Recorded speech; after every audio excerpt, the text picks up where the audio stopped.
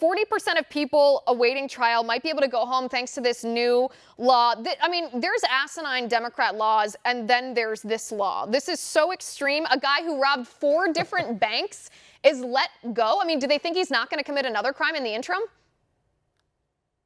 It's crazy. And you know what? If he skips court and he shows up, the judge's hands are tied as well. And what they're doing to encourage people in New York to come back to court, believe it or not, is to give them Mets tickets, to give them gift cards. I can't make this stuff up. It is really theater of the absurd. And like you mentioned before, there's practically no misdemeanor crimes that this doesn't touch. That includes a lot of the hate offenses, a lot of the anti-Semitic attacks. It includes, believe it or not, resisting arrest.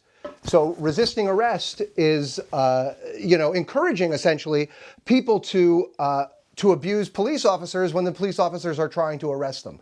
So wait, let me ask you this. Look, the tickets that you mentioned, this incentive to get people who've been released to come back for their trial. I mean, I can barely say this without laughing because it's so absurd. Who pays for those tickets? Are those taxpayers that pay for those, to buy those tickets, taxpayers, to incentivize people? That's oh my exactly goodness. Right.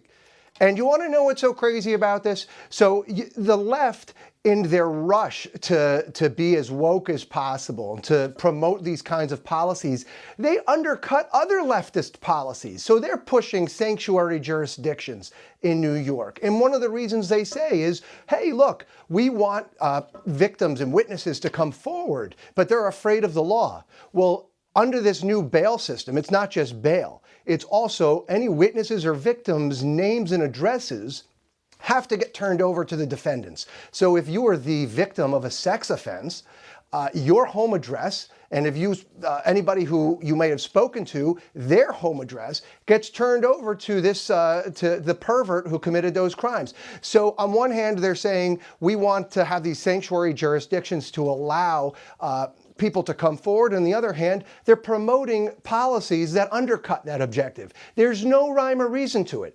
I'll tell you this, Governor Cuomo he's pushing to have felons have the right to vote, felons to sit on a jury. I think it's all about getting votes. And this is where I think it ceases to be comical when you talk about women who've been victimized, by sex offenders, and now the sex offender has access to their home address. That's where it ceases to be comical and becomes heartbreaking and just abjectly unjust. This brings me to the thesis of this segment.